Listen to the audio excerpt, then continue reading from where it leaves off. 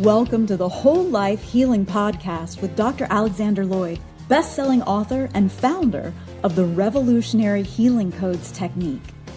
Each week, Dr. Alex shares principles and methods from psychology, energy medicine, natural medicine, and spirituality to help you reduce stress, heal emotional and physical issues, and remove the barriers that hold you back from happiness and success. Join us as we learn to live our happiest, healthiest, and most successful lives. Here's Dr. Alex. It's wonderful to have all of you today.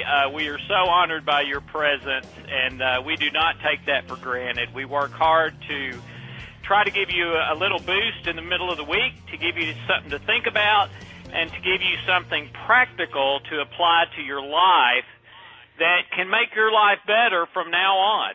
I'm going to get into something in just a minute that my 8th grade English teacher would absolutely be shocked or fall out laughing and that is we're going to talk a little bit about grammar, and which the reason my 8th grade English teacher would laugh or be shocked is because I flunked 8th grade grammar. Okay. So I'm one to be talking to you about grammar, right? But we're going to, just a little bit, because I think in this particular circumstance, it can be important and it can help us understand something that's kind of difficult to sink in because we're so used to going at it from another direction. Over the years as I've counseled people, everyone wants love, and almost everyone who I've ever worked with who had a significant problem in their life also had a love problem, meaning maybe fear in the place of love, someplace in their life, either currently or in the past or generationally or in some way, okay? But as people would talk to me about the thing troubling them, ultimately we would get down to relationship. Sometimes immediately, but for sure ultimately. And the person would express to me, what they're looking for. And they would be looking for true love. Okay? Now sometimes in a romantic sense, sometimes with friendships, sometimes with neighbors, relatives, all sorts of situations. But overall in their life, and specifically in different relationships, they were looking for true love. And so many times the way they described that was exactly how that phrase kind of appears to us grammatically, okay?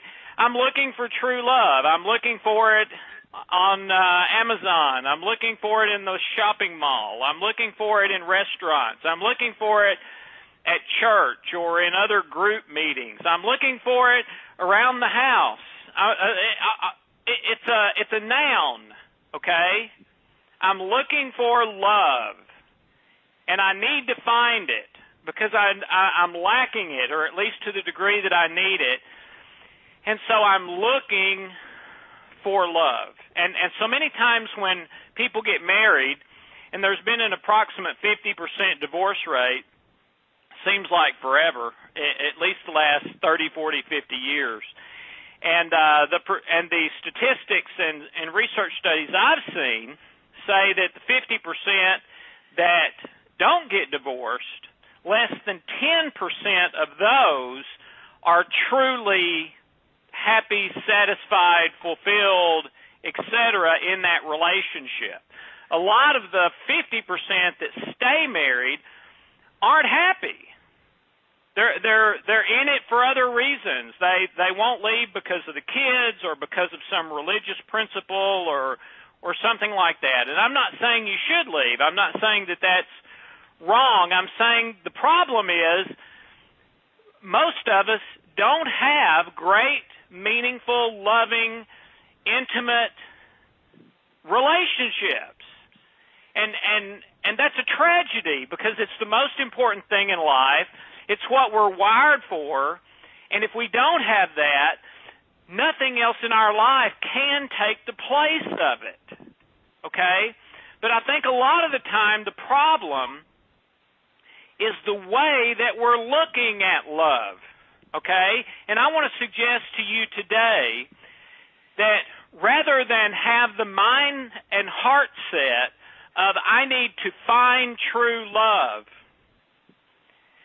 try having the mind and heart set for a week or two, I need to love truly. And to me, there is a Grand Canyon of difference in between those two things. In the phrase, true love, love is a noun.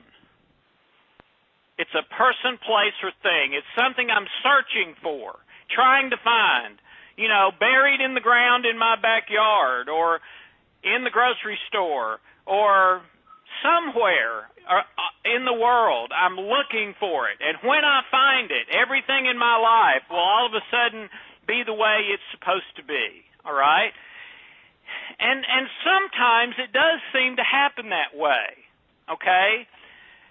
But very rarely, and I would suggest to you that even when it does seem to happen that way, there is much more loving truly involved than finding true love. Okay?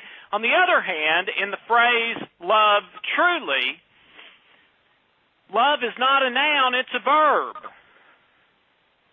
And truly is an adverb, which basically means it's an adjective for a verb instead of an adjective for a noun. I wish I'd known that in 8th grade. Okay, so, but I hope you're getting the idea I'm trying to get across to you is make love much more of a verb and adjective in your life than a noun. Yes, it's a noun.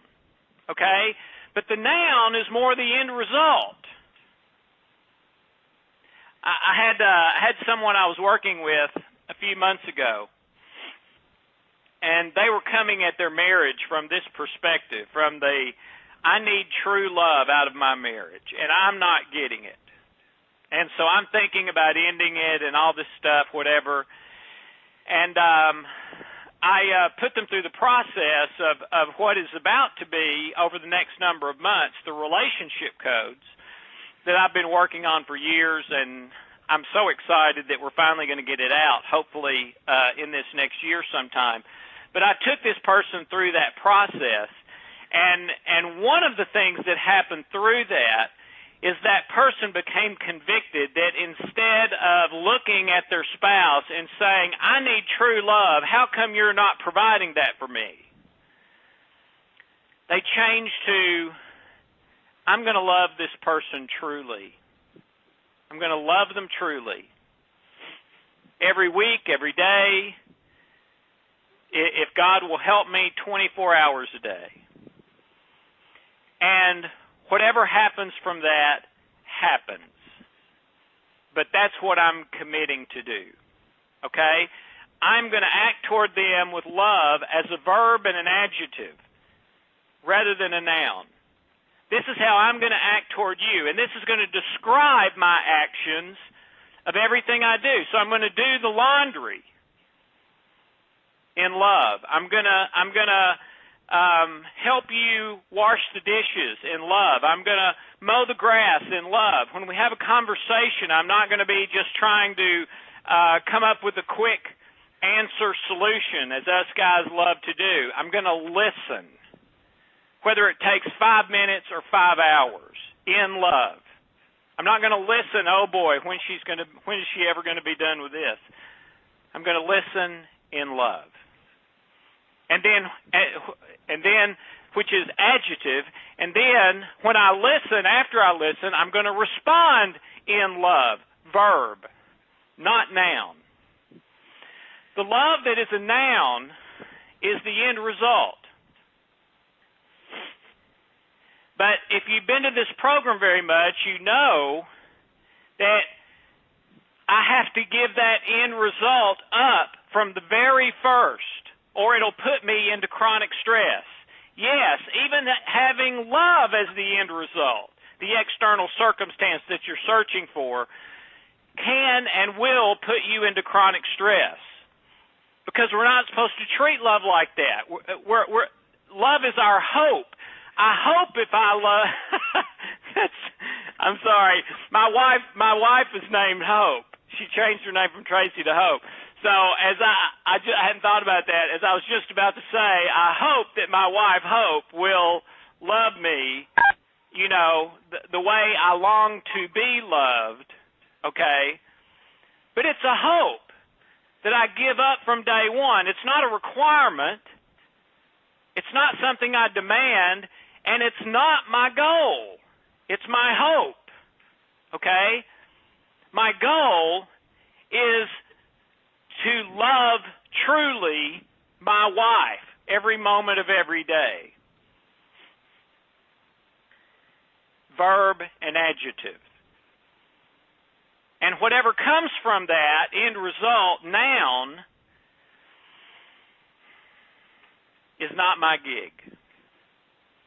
And no matter what comes from it, I'm going to continue to love, adjective and verb, regardless of what nouns come into my external circumstances. Love, prosperity,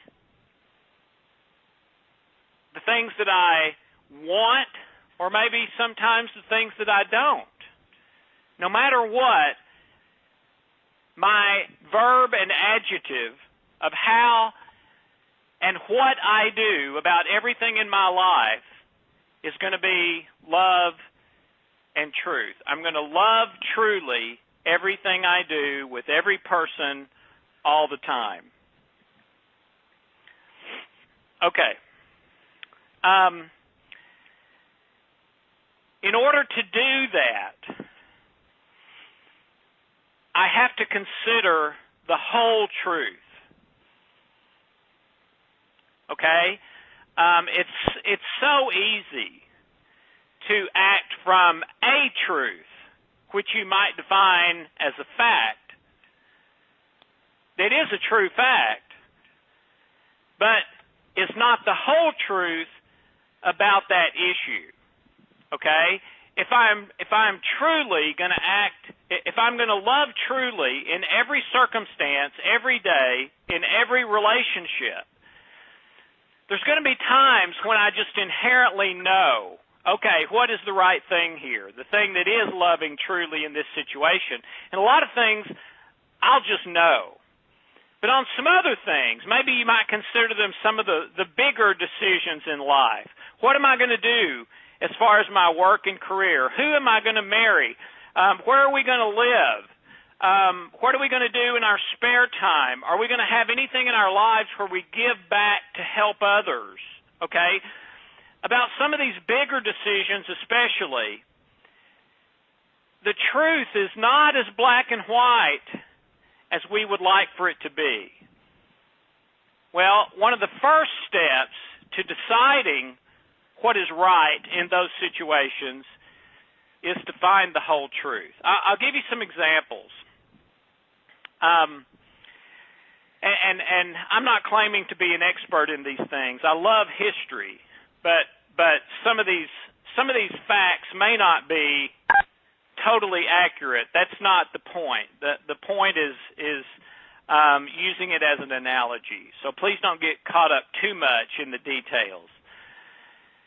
At the time of the Vietnam War in the United States, at least when it was starting, a lot of people believed it was a righteous war, shall we say. We were fighting communism. We were fighting people who were in opposition to freedom and that type of life, where you can do what you want, when you want, the way you want, how you want, with who you want, without someone else mandating for you so many things about your life, okay?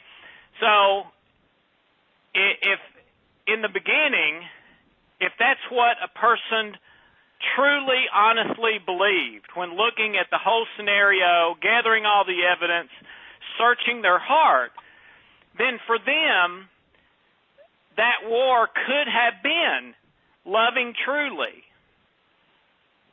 Okay? And now we're really opening a can of worms because we're talking about killing people and being killed.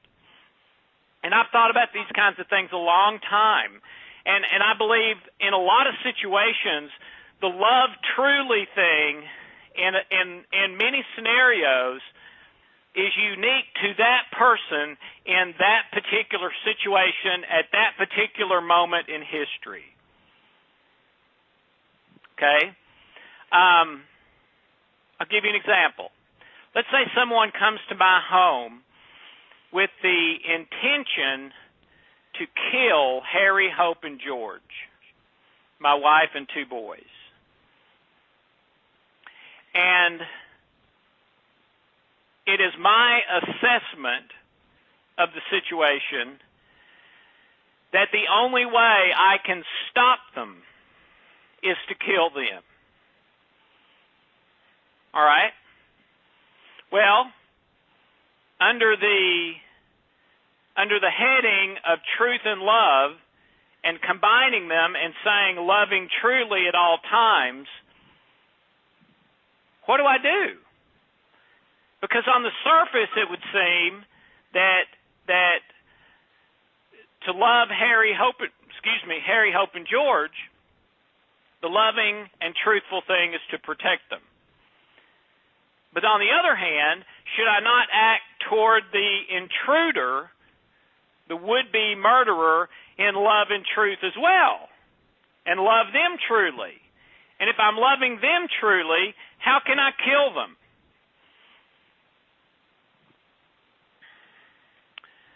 Well, I think in scenarios like that, and there's many of them in life, they can't be defined by a broad one answer for all answer. What is loving truly for me may not be for you, and what it is for you may not be for me. Now, that's not a real satisfying answer to a lot of us. We want, okay, give me book, chapter, and verse about every situation. But ladies and gentlemen, love doesn't work that way. What you're talking about there are the laws of cause and effect. For every action, there's an equal opposite reaction.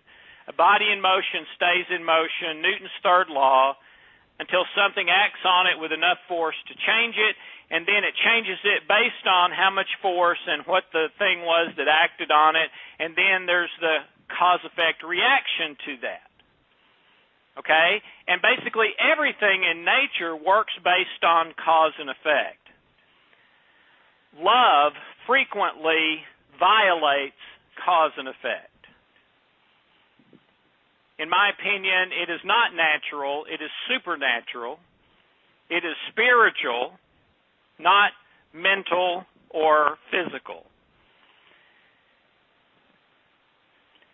And so the only way to interpret an endless stream in our lives, 1,000 thoughts a day and 100 actions a day, is to go through my filter of love and truth, the whole truth, and loving truly every moment of every day, every decision, everything I do, everything I don't do, as best I can, every thought and feeling, and leaving the end results up to God, because those are not my gig. And that's the only way to do that I know of. Okay, let's go a little farther. So here's some questions you should ask yourself. What is the most loving thing to do now, walking in the direction of a most loving result. You must find the whole truth and not stop until you do. That's number one. Number two, you must determine what is the most loving result I can think of for this situation that is win, win, win with no losers. But see, we struggle with that. And you say, okay, the scenario of the intruder coming into my house to kill my family, how can killing him be win? So inherently you have a situation where somebody loses. Well, maybe, maybe not. Is it in his best interest to kill my family? And I would say absolutely not. That is a lose for him to kill my family. And if I allow him to kill my family, I am allowing a lose to come into a scenario where I've committed to trying to make everything come out win, win, win. Now, is me killing him a win because it saves my family and because it stops him from killing, or not? Again, that's got to go through my filter in that particular situation with the grace of God poured over it in order to come out with my answer in that moment in time, just as it does yours. But we have to try to determine the most loving result that is win, win, win. Number three, you must do the action, thought, feeling, belief right now in love based on the whole truth, walking toward